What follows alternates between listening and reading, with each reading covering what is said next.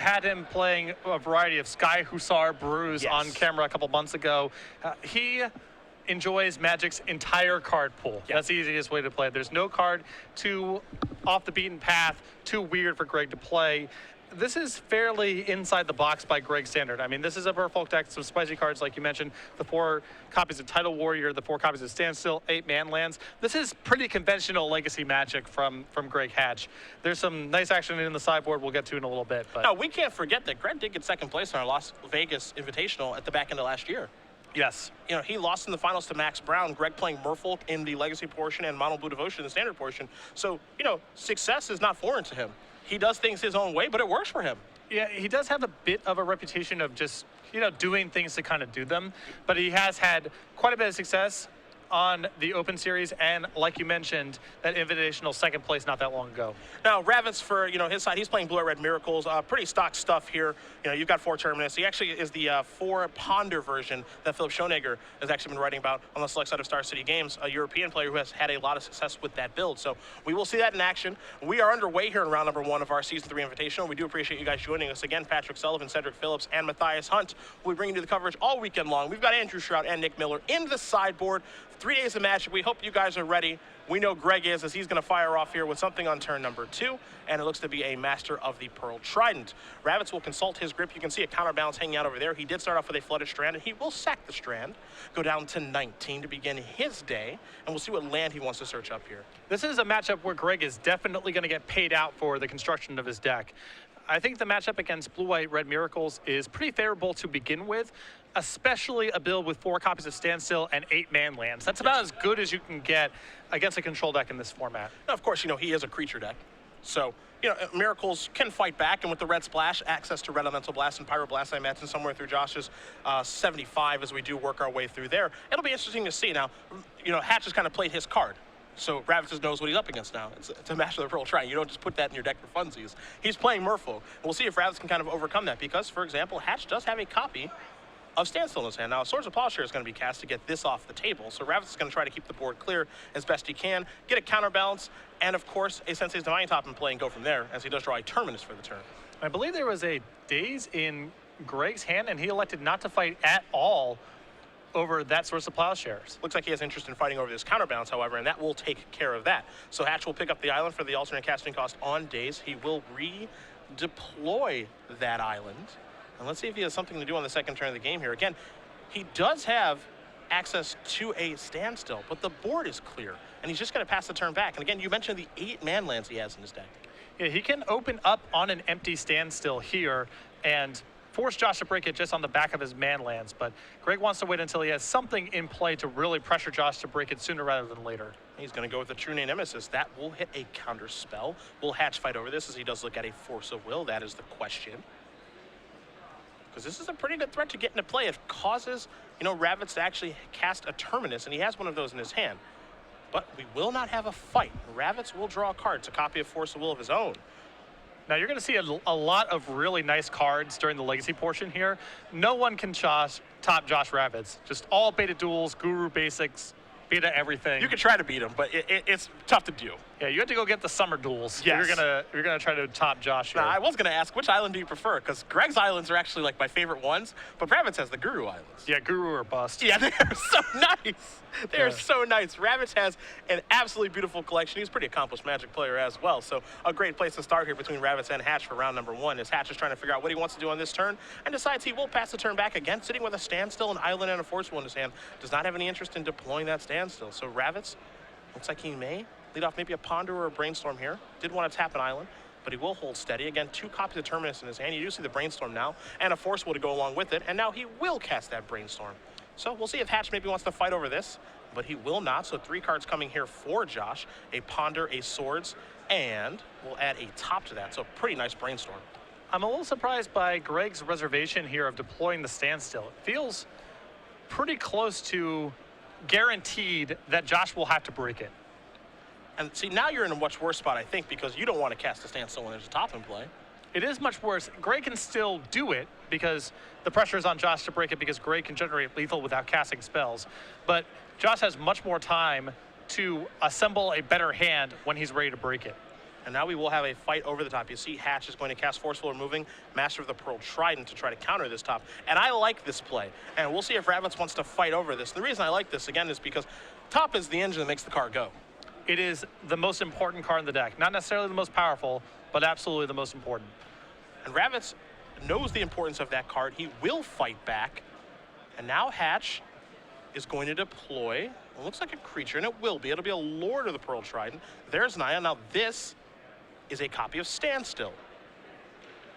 Now Ravitz is gripping a Swords here. And we'll see how he wants to kind of navigate this, because he also has a Terminus on top of his deck that he put back with Brainstorm. Yeah.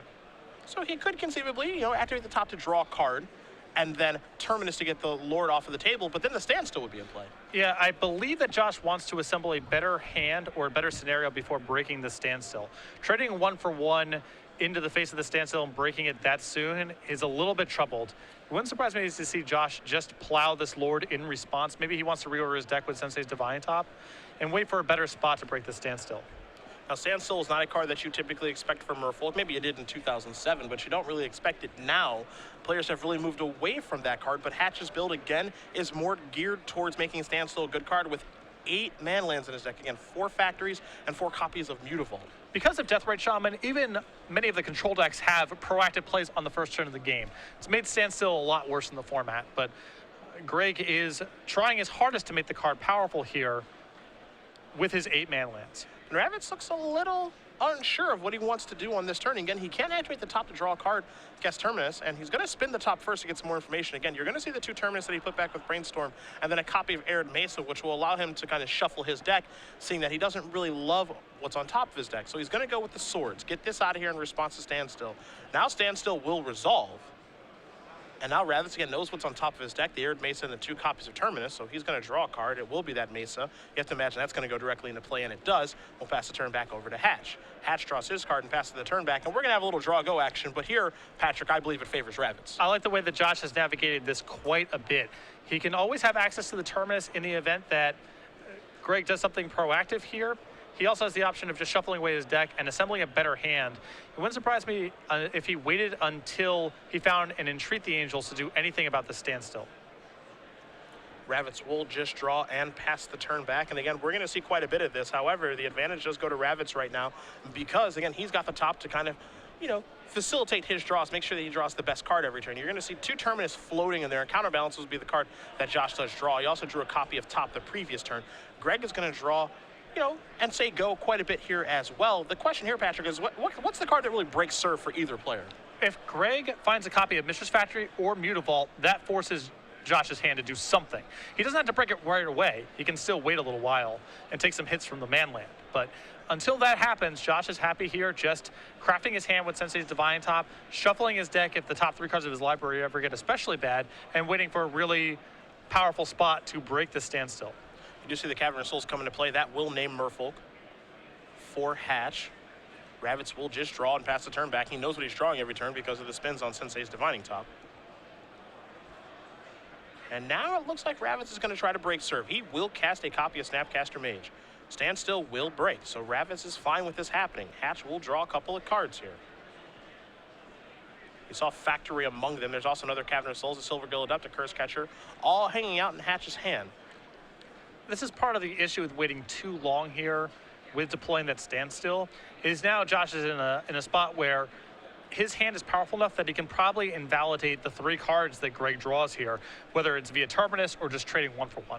It's very clear that Josh is comfortable with how things have gone over the past, 5 or 6 turns, to the effect that he says, okay, you can have your 3 cards. What I can do is better than what you can do, which is flashing back a Brainstorm, see 2 copies of Terminus and a Swords of Plowshares, figure out what cards to put back, and maybe we'll even see him fetch away some of these cards. And he will spin the top one more time. So he gets a little bit deeper into his deck. Again, 2 Terminus and now a Snapcaster Mage. So happy with the order. He's got a pretty insane insurance policy here. I mean, he has Terminus floating. There's another Snapcaster Mage he has access to, Counterspell and Swords of Plowshares in the graveyard. So he's probably going to be able to play through the 3 cards that Greg found at this spot. Hatch looks like he may have end of turn effects here. Ravitz may as well with cracking a fetch land, but he's happy. And we are moving forward to Josh's turn. Josh does draw a copy of Snapcaster Mage, attacks with the one that is in play, and now he will deploy a Counterbalance. So we'll see if Hatch wants to fight over this. Now, of course, Counterbalance is good in this matchup, but it is also staring at Cavernous Souls back. It does make it harder for Greg to sequence multiple spells in a turn as long as he's only on the one Cavern. But Greg doesn't have to absolutely fight over this. But it is another annoying thing that Greg has to work through. So Hatch with the Cavern. Looks like he's going to start with Silvergill Adept, but we will find out here in just a moment which Merfolk he wants to lead off with. He's got a lot of cards, but the deck that he's playing is relatively low on total power. So he will play an Adept and reveal Adept. Of course, it will not be counterable because of Cavernous Souls, so Hatch is going to pick up an island from that. You can see him move the other Cavernous Souls forward in his hand, so it looks like he's going to deploy that, naming Merfolk yet again. And now we will go with maybe another Adept. Not a bad place to start. Get some cantripping out there. There that is. He'll reveal a Curse Catcher. This is a really nice way to slog through whatever removal or sweepers Josh has set up or drawn in the intervening turns. Now 2 more mana will be tapped here, so this is a spell that maybe Greg is okay with having countered, and this is another standstill, so this is actually a little bit interesting too. Again, this is going to force Ravitz's hand a little bit. Ravitz is going to put the counterbalance trigger on the staff, and he will spin the top. He'll see 2 copies of Terminus and a Force of Will. So maybe we'll have a slight fight over this. We'll see. You can see exactly how good standstill is in this matchup when Greg is kind of ahead. Yeah, when he's able to get out in front, and remember there's a Mistress Factory left over in his hand too. So if Josh lets this resolve, he may be under more pressure than he initially anticipated. Ravitz will take a look and see how he wants to set things up and consult the grip as well. Looks a little unsure, but almost ready to set things back from the top. And a conventional Merfolk build, I believe, would have no shot in this game, given the quality of Josh's draw. But the mixture of standstill and the additional man lands, I think, gives Greg an actual chance to win this game. Whereas I think your conventional wasteland and no standstill build would have been done for turns ago. It looks like Ravitz is going to activate the top to draw a card, and he will reveal Terminus now.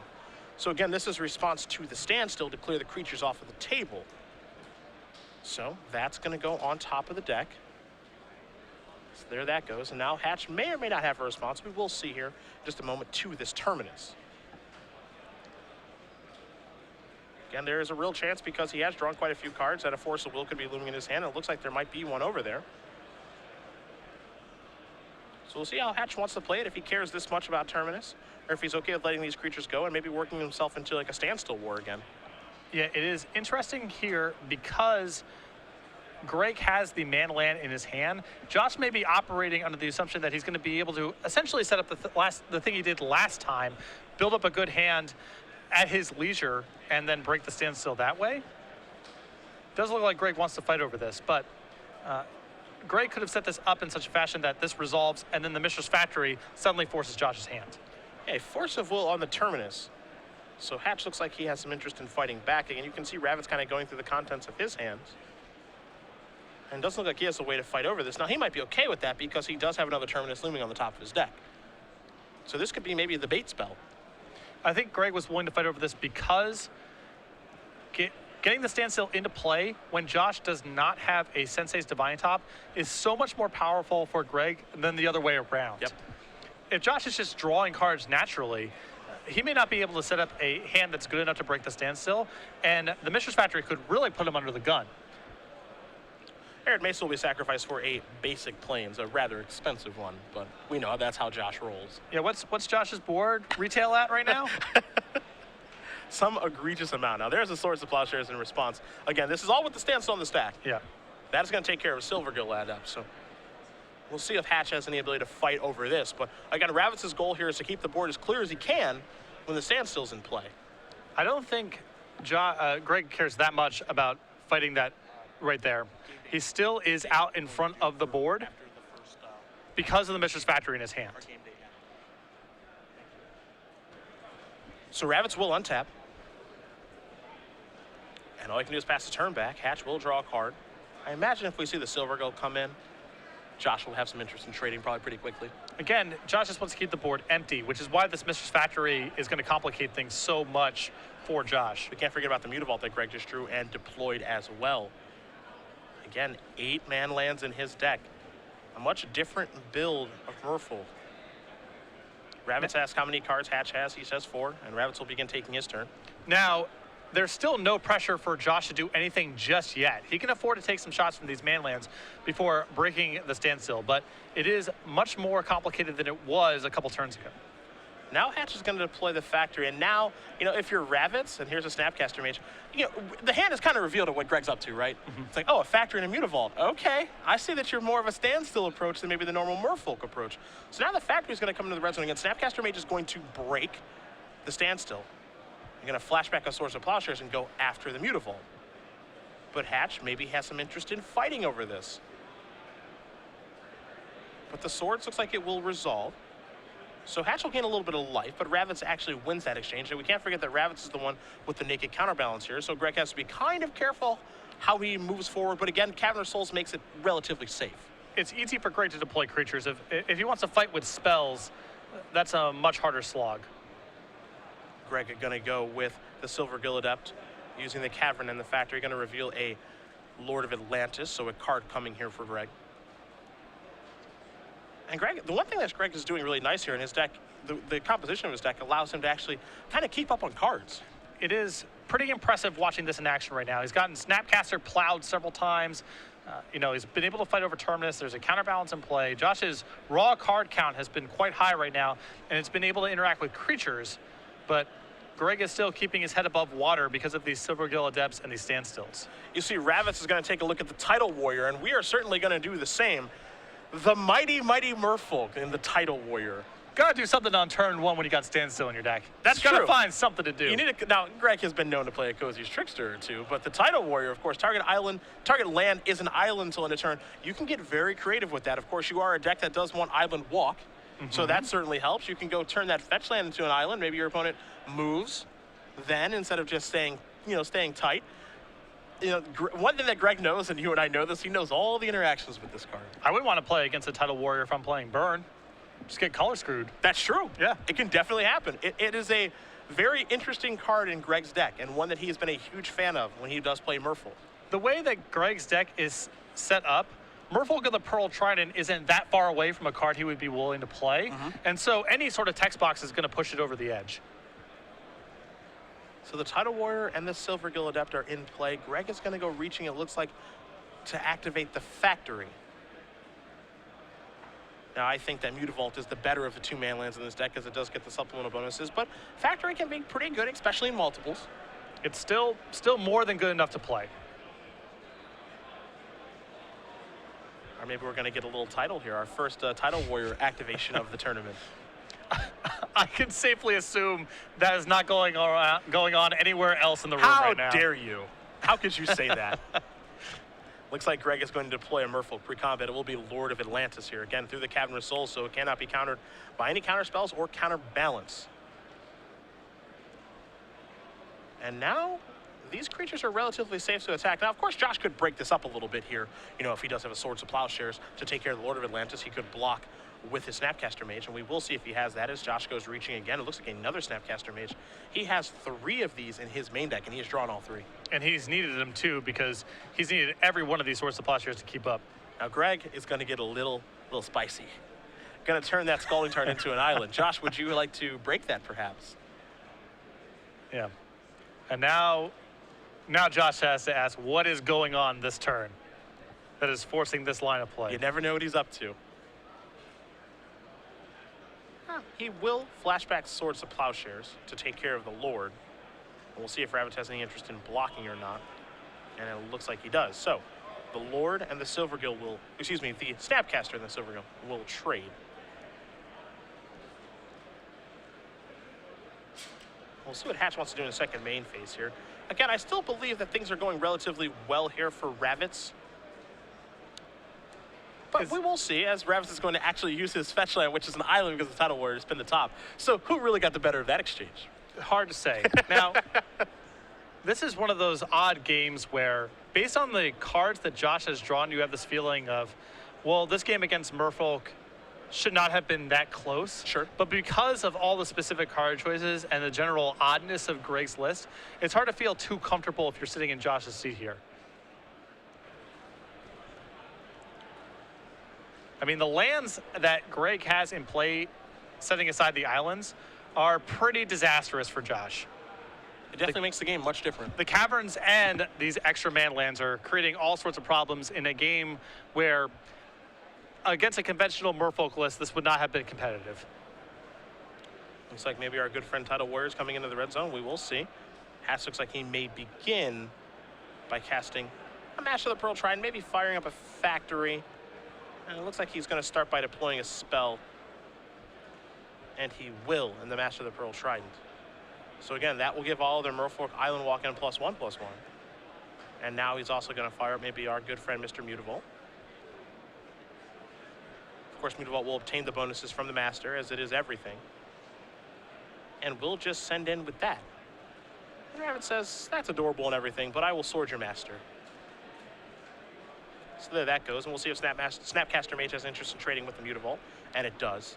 Ravitz doing a really nice job of keeping the board clear. Yeah, and Josh doesn't want to take any unnecessary chip shots. And I see we're going to pump up the jam. Oh! It is an assembly worker. It is an assembly worker. Oh, Hatch. If you don't think he knows his interactions, you're talking to the wrong guy. Yeah. He knows exactly what he's doing. And I think based on Josh's reaction there, he did not know that that was going to happen. Ravitz is going to spin that top. You're going to see a pretty bad top there. You know, all he had was a top and then 2 other lands. He's going to sacrifice a Scalding Tarn, go down 1 life, I believe to 16 to search out a land, and then spin the top again. Now, the concern here, if you're in Greg's spot, is because Josh has the Sensei's Divining Top in play, there's always the possibility of him setting up Terminus plus Divining Top. Of course. So you can only be so aggressive attacking with your man lands on your own turn, because Josh may be able to sweep it all away. Of course, that's what makes playing its Miracle so difficult. Yeah. At any point, if they have a top in play, a Terminus could just show up off the top of the deck. Yeah, 2 Jaces could as well. Although Jace here, not as most effective because of the Mystery Factory Mutavault. Absolutely. Ravitz will draw a copy of the Mind Sculptor, however, and will deploy that. If there's one card that can get him back into the game, this is certainly one of them, and he will try to use it to his advantage. And this is a big one for Josh here because there is a Terminus in his hand, so he can reset this with the Jace and try to set up a big Miracle Terminus. Looks like our good friend Mr. Tidal Warrior wants to get active. Hatch trying to pick his spots. And he will make his Cavern of Souls into an island. And now he's going to cast the Daze, picking up the Cavern. And he will pay. Now, part of the reason he did that is because he does have non-Merfolk in his deck. Mm-hmm. So now he can get even more creative. Now that he has a Cavern in his hand, he can play Cavern, name Illusion for Phantasmal Image, and make that uncounterable. So many interactions. Yes, quite a few. There's a Flooded Strand, pass the turn back. Hatch will untap. He will take a draw here. It's another copy of Mutavault, it looks like. So what he's able to do is, in theory, kind of throw away, you know, a manland or two this turn to Terminus to try to work his way so the other manlands are good. But it's still possible that, you know, if Josh is able to Terminus away Greg's board here, even if Greg has a follow-up, he may be able to find enough going on with Jace. Oh, this is a nice play here. This is beautiful. Yeah. This is beautiful. Now, what's happening here? Tidal Warrior is going to make that Tundra into an island. Now, Hatch says, okay, I imagine that the coast is pretty clear. So here comes Mutavault. And he can also do things in such a way where he doesn't have to even fire up the factory. Because the factory can pump the Mutavault. Right. If he wants to. But it's hard, you know, if he does it this way, then he can be a single piece of removal. So it's hard to play around everything that this deck can do. Now, Hatch is going to deploy a Phantasmal Image. Again, that Cavern that he played is going to be naming Illusion, so this is going to be uncounterable. So now he's going to copy the factory, which goes back into the road because that's a land. And now he says, all right, now I'd like to attack, and he can activate that factory to pump up one of the other factories. Can you guys keep up with us at home? Welcome to round 1. That's right. Well, Ravitz says, I will draw a copy of Terminus. With that, I will sacrifice my Flooded Strand to go search for a Plains, because I cannot, I can't pay for it with my Tundra, because that's an island. So now Terminus is going to take care of all this nonsense. So away those go. Now, of course, why does the image stay in play? Well, the image is actually a land right now. Standard legacy stuff you're seeing It's right just here. pretty simple, not complicated, anything. Intuitive. It's beginner's level Magic. Yeah. That's what this is. What this actually is Ravitz cleaning the board up with a Jason play, which is a horrible spot to be in no matter what deck you're playing. As Ravitz is going to brainstorm here. You see a brainstorm, a fetch land, and a copy of Counter Spell. So Ravitz is going to be able to reset his library. You know, what's actually going to be kind of interesting here as we work our way to the 30-minute mark is if Ravitz has some interest in keeping counterbalance in after sideboard. It looks pretty bad against Greg. Greg's build with all these lands and the caverns, it's hard to imagine counterbalance is very good. There's a Scalding Tarn. Now here is a replacement top that will come into play. And back to Hatch we do go. Hatch will draw a card. Don't get a great look at it, but he will fire this up and attack Chase for 2, put that down to 1, deploy a Mutavault, and just pass the turn back. So all he has right now are 2 islands and a copy of Cavernous Souls. Ravitz will spin the top, look at a Ponder, a Brainstorm, and a Counterbalance, put them back, sacrifice that Scalding Tarn, go down to 14, and he will reset things here in just a moment. Keep in mind, Josh has used a ton of his removal. He's Yes. cast a bunch of Plows, a bunch of copies of Terminus. He's used all the Snapcaster Mages, so even though he has a commanding board here, a lot of his draws aren't that effective going forward. Well, we know what he's looking for, right? It's Entreat time. Entreat would be the hammer. And he does have 2 of those in his main deck. Some players opt to go without that card. Some players do choose to play it. And Ravitz does have 2 of them. And he will spin the top looking for 1. And he doesn't find 1. 2 tops and a counterbalance is what he's looking for. Is what he's looking at, excuse me. So he will untap those 3 lands. He will draw a card. You can see the Brainstorm in his hand. Draws the replacement top. Also has a Jace and a counterspell. So his hand is pretty good. He just needs to find a way to win the game. That's the trick now. And Greg is still hanging on in this game. It's incredible. Spin the top will Ravitz. He's going to have to put some cards back here. Actually, he's brainstorming, excuse me, with Jace. And all he can do is pass the turn back over to Hatch, who, again, with this Phantasmal Image that's a Mistress Factory and a Mutavault, is still somehow clinging on in this game. I know I said it a few times already, but if Greg's build is just normal Merfolk, he has no chance in this game. Yeah, this game's probably over. It's all the weird stuff going on here that's allowing him to hang on. I mean, he still may lose this game. Josh is way ahead on cards. He really only needs to find one more powerhouse to lock this up, but Greg is not dead just yet. Ravitz will spin the top here. And there goes his Jace. Now, he does have a backup Jace in his hand, but, you know, for Greg, you have to imagine that feels like a small victory. Now he's going to tap that Cavern for some mana. This might be the old hardcast Silvergill Adept, eh? Everybody's friend. Still a deal at 5. Is it a deal? I'm sure Greg's happy to draw it at this stage. I mean, it is a creature. Can't hate that, and it's an uncounterable one at that. But Josh's hand is pretty rough right now. I mean, it's a lot of counter spells, which are no help here. The top of his deck really doesn't offer anything. I mean, he's got that Jace in his hand as he draws a copy of Force Will. Force Will is pretty bad right now, too, honestly. So here is the Mind Sculptor. There's a new Cavern for Hatch, did name Merfolk. So 2 on Merfolk, 1 on Illusion, as Ravitz is a Brainstorming. The fetch land is the best of the bunch. Yeah, he gets another shot at it. That means maybe he finds an Entreat. There is a Scalding Tarn. What a bizarre game. You know, that's a great start to our This is a good Invitational. start. I don't have any complaints at all. Greg going to reorganize those lands. Again, that Phantasmal Image is a copy of Mistress Factory, a Mutavault, and then a Silvergill Adept. He will draw a card for the turn. Looks like he added maybe another Factory to the grip. Another man land. Sure. You know, people talk a lot about how to try to beat Miracles. It's a deck that can really kind of beat everything, but it is a little bit soft to man lands, as you're seeing here. The deck's really good against spells, not so good against lands. Yes. And certainly lands that attack, yeah, they can pick them off with swords and stuff, but this isn't a wasteland deck, as Greg is going to go after that Jace. Ravitz will sacrifice the Scalding Tarn and go down to 13. Volcanic Island is the choice. And even if Josh is able to find an Entreat, it's still possible for him to die if Greg finds one of his lords. Yes. Because Island Walk still can get it done from here. So Ravitz will spin the top with that Volcanic Island. These are big 3 cards here. A Brainstorm, a Flooded Strand, and a Brainstorm. It's crazy to say that this might be, the worst time to find a Brainstorm. Yeah, well, Josh already has one kind of floating around here. Yeah.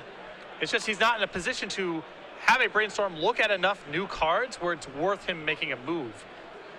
So down goes Jace number 2. Ravitz plays 3 copies of that card, but Jace has not looked very good over the past couple of turns. Ravitz is going to spin the top after drawing a Flooded Strand. Sees 2 Brainstorms and an Arid Mesa. Mesa may be the best of that bunch. Ravitz will play a Flooded Strand, sacrifice that, and go down to 12. Hey, he's really at the mercy of his deck shuffling correctly here. And he can still lose. Again, because Greg has access to Cavern, he can cheat a Lord into play. We know Josh's hand has no removal spells, it's just cantrips and counter spells. So he needs to find an Entreat or Terminus very, very soon, and even that might not be enough. Spin that top one more time. That white card was not an Entreat the Angels. It was a Council's Judgment. And that one isn't even all that great in this situation. I mean, it's fine, but it's not going to get the job done from here. So Hatch will untap and take a draw. Draws a copy of Standstill. Might as well lead out, see what happens. Make him counter it. Yeah. And that's what he's going to play. And this will be a hard cast counterspell to win that war. So away that goes. And if you're Hatch, now here's the tough part, right? How many creatures do you attack with? Yeah, Josh is essentially flipping blind here. Yep. If he has a Terminus, it was not set up. Now, he does have the option of sort of animating the Mutavault and then pumping with the factories, which gets him the best of both worlds. It's not the maximum clock, but it does protect him against a Terminus. And that's what he's going to do. The factories in play will pump the Mutavault to make it a 4-power creature. Silver Gold will come across as well. That'll be 2 damage. 2 + 4 is 6. That puts Ravitz, I believe, down to 6 as he spins the top one more time. So Ravitz will draw. It's an island. If Greg wins, this is the most Greg Hatchian game win of all time. Ravitz, and that's saying something. Ravitz is going to furiously spin that top. Council's Judgment atop and a Brainstorm. I have never seen one player look at so many Brainstorms and have them do so little. I mean, if you're in Josh's seat, it's unfathomable that you're losing this game. Now Josh will cast the Brainstorm. Get a little deeper. Hit 1, 2, and 3. And so what this does is Josh is going to put 2 cards back from the Brainstorm, but that means the 3rd card down is a new card. So when he spins the top, you see a new card. Yeah, he's slowly looking at 1 more each time. 2 and 3. Now that was an Entreat the Angels. Now that's the big one. Ravitz will deploy an island. Now, as you mentioned, if Greg finds a Lord here, it's smooth sailing ahead. Yeah. Let's see what Greg draws. I think that was a Lord. It looks like Master. Now, it still has to be on Greg's radar that entreats something that can beat him here. So he needs to be mighty careful. There's a lot of ways to get tripped up. There's no doubt about it. You know, are we in the situation now where Greg Hatch can try to play around Terminus? You don't want to be in a position where you lose too much to Terminus. You don't want to be in a position that you lose the game to Entreat. You don't want to be in a position where Josh has 1 piece of spot removal and he gets another turn. There's a lot of different variables that Greg has to play around here. And Josh has looked at so many cards. Now, Greg is firing up the factories and he's sending everything in, and Josh can't draw his card fast enough. It is Entreat the Angels. He will miracle that for a relatively large amount. We'll see if it's going to be the full amount if he wants to try to play around days or not. But what's troublesome here, if you're Greg Hatch, is, in theory, he could have won the game this turn. Yeah, again, it's hard to play around everything. But that's what makes Miracles such a deadly deck, is now Ravitz says, I'm going to block with all this stuff. You're going to lose your entire board, and I have 16 points of power on the table. Though Greg has gained quite a bit of life here because of all these sorts of plowshares, so he will be able to survive this attack at the minimum. And now if you're Josh, you're probably thinking, oh, no, there's a True Name Nemesis. Okay. So actually, Greg is actually still okay here, because he's actually able to rebuild the board in such a way that he plays a True Name Nemesis and he can deploy the Master, and then he can fire with the Mutavault and the True Name, and he's good to go. Assuming that Josh is still just on the cards that he was on last time, if his hand does not improve. Now, Josh does look at a copy of Council's Judgment, and that will make things very difficult for Hatch here, as Council's Judgment is one of the few ways to get that stupid True Name Nemesis off the table. Ravitz will deploy Council's Judgment. And we will take a vote. Who's going off the island? Congratulations, True Name Nemesis. You've won the election. In comes Ravitz for 12. I like this attack a lot because he gets to still generate lethal the following turn. This is a master, and that is a concession. Josh Ravitz is going to win game number 1 here over Greg Hatch. Blue-Red Miracles is up a game over Morfolk, as both players will head to the sideboards, and we will do the same after that marathon affair. You have Hatches in front of you. What do we see? 2 copies of Swan Song, 2 copies of Relic of Progenitus, 3 copies of Submerge, 2 copies of Threads of Disloyalty, 2 copies of Flusterstorm and Numazawa's Jite, and 3 copies of Ninja of the Deep Hours. I'm not a huge fan of much that's going on in the sideboard, though I think Swan Song is reasonable. I think the 3 copies of Ninja of the Deep Hours could be spectacular in this matchup. I think those will be a delight. If it goes unchecked, and it's hard for Josh to check it. I mean, he has a spot removal, but he's going to have that targeting creatures regardless. Ninja can give Greg a pretty big edge. On Ravitz's side, we have a Keranos God of the Storms, a Disenchant, another copy of Council's Judgment, a Counterspell, 2 Vendilion Clicks, 2 Rest in Peace, 2 Flusterstorm, 2 Red Elemental Blast, a Pyroblast, and 2 copies of Engineered Explosives. The last 5 cards. Those are the easy ones, right? Yeah, the 3 red blasts are going to be great in this matchup, and the 2 copies of Engineered Explosives will be very good as well. The rest of the sideboard, not really that attractive. You know, Greg's list didn't really have you didn't see Aether Vial, and because of Cavern, it's hard to, you know, usually it's kind of one thing or the other to some extent, so the Disenchant's not likely to come in. Maybe you'll see the extra Council's Judgment as another piece of spot removal, another answer to True Name Nemesis, but the 5 cards at the end there, the 3 red blasts and the 2 Engineered Explosives will be coming in for sure. I think very compelling for Josh to actually move out this counter magic, you know, between Counterbalance and Forcible. They don't look great in this matchup. No, Greg's with 8-man lands and 4 caverns, and it's not like those counter spells are great against Merfolk to begin with. I think those are going to come out of the deck very quickly. Well, as these players do sideboard and shuffle up for game number 2, we will talk about Star City Games game night, which, if you're paying attention to the calendar, September is right around the corner. Yeah, the deadline for the September signups was in August, so if you've missed it, you've missed it, but you can still sign up for the following month. StarCityGames.com/game night for more information. There's going to be pins and foils given away. The format can be sanctioned, unsanctioned, store's discretion, a little more casual focus, organized play. So if you missed the deadline for September, make sure you're on board for October. There'll be a new set of pins and foils each month. StarCityGames.com/game night for more information. Now, don't forget, my friends at home, this is the last weekend.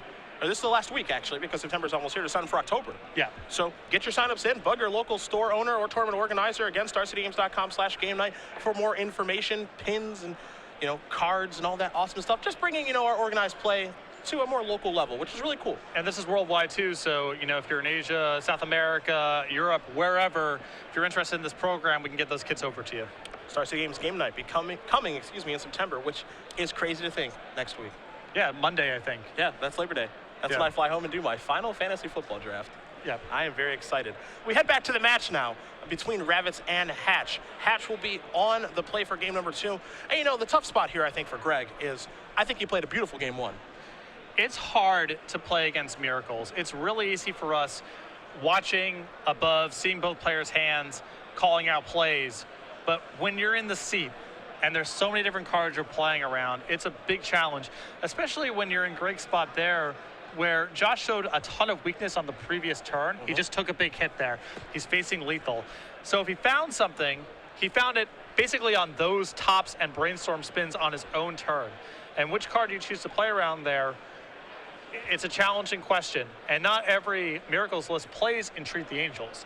They're all on Terminus. So Greg playing around the card where he knows it's in Josh's deck there, and he got burned because Josh found an Entreat, and that was too much to overcome. Well, game 2 between these two great players will be underway here in just a moment. And if you guys are just joining us, we do appreciate having you at the beginning of our 3 days of Magic. Cedric Phillips, Patrick Sullivan, and Matthias Hunt, our Season 3 Invitational here in the wonderful state of New Jersey. Patrick did pay me to say that.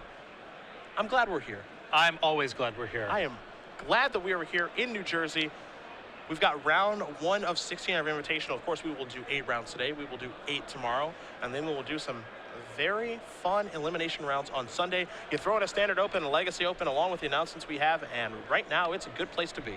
We have a lot of Magic this weekend. Also, the start of Season 4, where the Season 4 invite plus the 8 at-large bids will start to take shape. A Relic of Progenitus is actually where Greg is going to start things off. Snapcaster Mage plus Source of Plowshares was very, very good last game for Ravitz. So not too surprising to see that in his deck. And Greg may not want the spells in his deck at all. It wouldn't surprise me if Daze and Force of Will weren't really even featured in his deck anymore. So that does bring me to basically the 8 slots for Ninjas, Relics, and the Swan Songs if he wants them. The Silver Gill Adept there for Greg. He will reveal another Silver Gill Adept. It does resolve as Ravitz will spin the top action on his upkeep. What I think you're going to see here in Josh's hand is there is not a second land. So Ravitz will draw a card. It's a Ponder, and all you can do is pass the turn back if you're Greg. Got to take advantage of this. Might be moving on to game 3 very shortly here. Now, the thing that's really tough, right, is you try to move in, and then, you know, it's like, I'm going to deploy all this stuff, and then you get Terminus. Well, Josh is going to have to be using his Divine Top pretty proactively to just try to find a land here. So there are going to be spots where the shield's down, even if Terminus is floating inside of the top 3. Ravitz is going to cast a Ponder here. See if Hatch has a card like a Daze. Daze would be huge right now. Well, it looks like he's brought in Flusterstorm here. That'll keep Ravitz on his toes. Ugh. Flusterstorm does take care of that Ponder, and Hatch says, get that Ponder out of here, actually, due to Relic of Progenitus. And now Hatch will untap and take a draw. It's a copy of Master of the Pearl Trident. He has another copy of Cavernous Souls that he can deploy, so Counter Magic is very, very poor against Hatch's deck. And he does name Merfolk again with that Cavern. Here is the mighty Tidal Warrior showing up to the party. And now an attack here for 2, 4, and 6 points of damage. Ravitz is on a 3-turn clock. And what Hatch can actually do with that Tidal Warrior is kind of mess with Ravitz's mana a little bit, as Ravitz is actually going to look at 3 cards, and he's going to pick it up very, very quickly. So Greg Hatch is going to win game number 2 here over Josh Ravitz, and I thought the time was going to be a concern here for Hatch, but he wins game number 2 in about 4 turns. And now it's a concern for Josh, because game 1 was a marathon affair. Yes. It's probably going to take him a long time to cobble together a win. Especially now that Greg is, he's shown Flusterstorm. He has more resistance to Entreat the Angels than he had in the first game. I think that's a good keep by Josh there. It's risky for sure, but he can be pretty confident that Greg does not have Wasteland in his list because he's shown Cavern, Mutavault, and Ninja's Factory. Probably no room for Wasteland at that point. And with the multiple Red Blasts in Josh's hand, the hand has a ton of upside. I think it's a pretty good keep. Top, there's also like a Ponder looming in there, and the ability to find a second land. Now, if it goes bad, it goes bad. Yeah. And that time it did. So game number 3 will be underway here in just a moment, but we will talk about our double Open Series weekend that is also happening in September. And of course, why wouldn't we come back to New Jersey? Yeah, in just a month. Yeah, why wouldn't we come back and have another Open there? Heaven forbid we go to Seatown. We're going for an invitational. Anyhow, originally this weekend was just going to be the Indianapolis Open. That's still on the schedule. Though the coverage is moving over to New Jersey, it'll be myself and Matthias Hunt. This is our first time doing 2 Open Series in the same weekend. It'll be a test run to see how it goes. Yeah. And if it goes well, this will become a more regular thing. And coverage will be in New Jersey. Yeah. You and Matthias will be taking care of that. But our Open Series in Indianapolis will be pretty awesome as well. And let's not forget, that date is very important. That is the first weekend that Constant Tarkir is available for standard play. So that means we have a rotation out of Return to Ravnica and Friends, rotation in for Constant Tarkir. And so there are 2 tournaments for you guys at home to make your mark on the weekend. Now, of course, there will be a lot of matches to be played. And that means there will be a lot of deck lists for people to scour over. And you're going to be one of those people who has a really nice weekend. Make your mark on the weekend. It should be a lot of fun. Yeah, this will be one of the initial defining standard tournaments with the new format.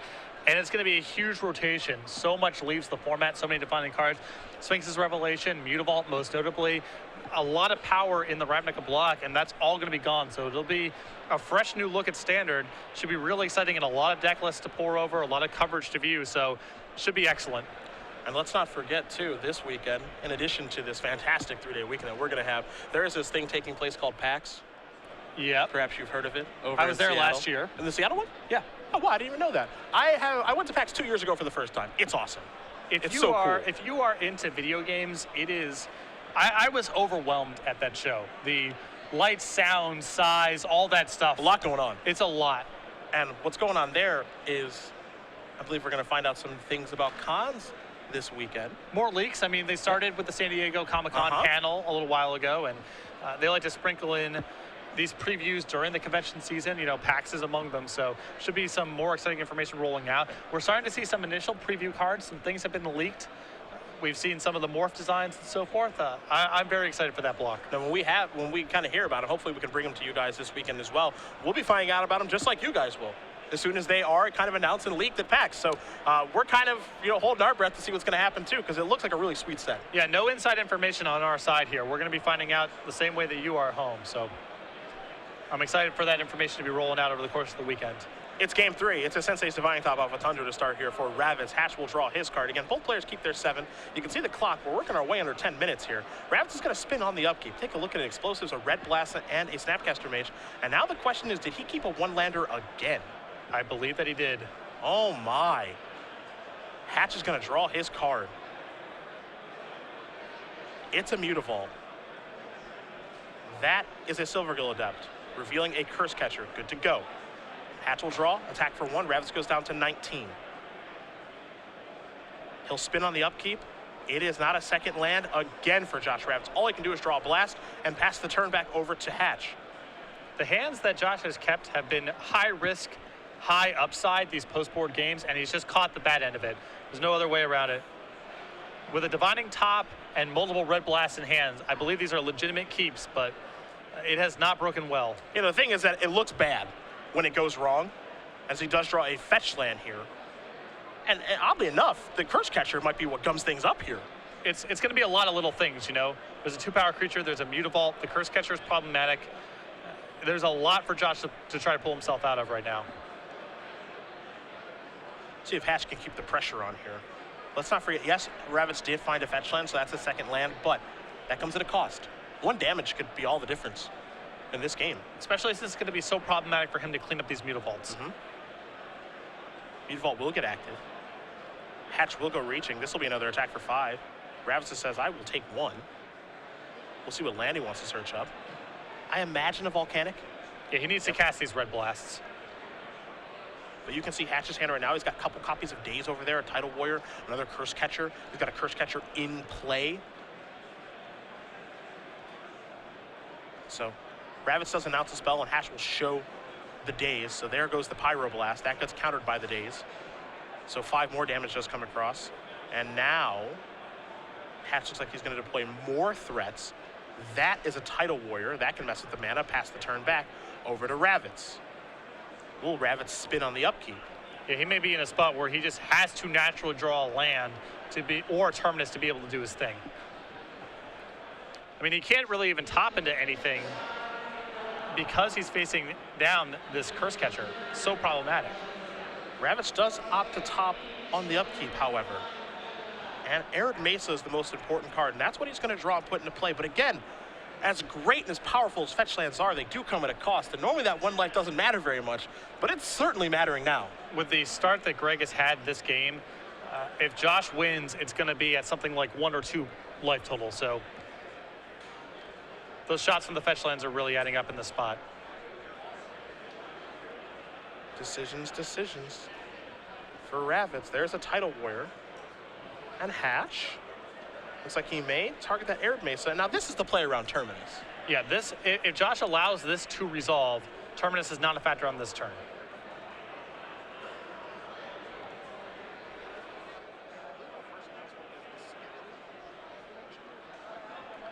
So Josh kind of has to move in this spot because he knows the shields are going to be down. Greg doesn't have to really respect anything once this Tidal Warrior activation resolves, if it does.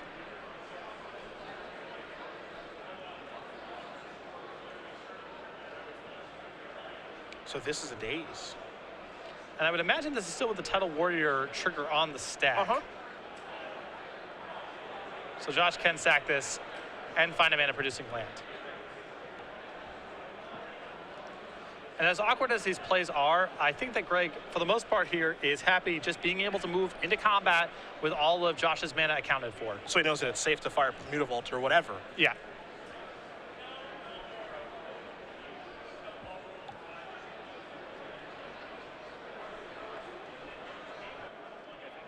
You have that slide, I assume. I think we'll schedule for quarter 3 or quarter 1. Okay, perfect. We'll do that after this is done. So you do see the exchange of resources there.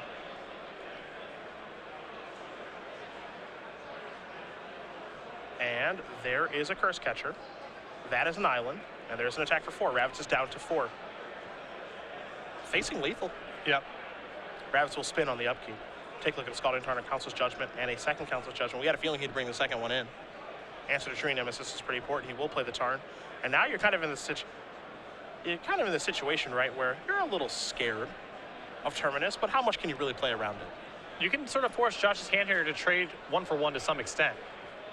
And you have a Curse Catcher too. There's just so many things going on right now that's making it problematic for Josh to set up anything significant, even if he has it. And we're not even sure he has anything of note really in the spot.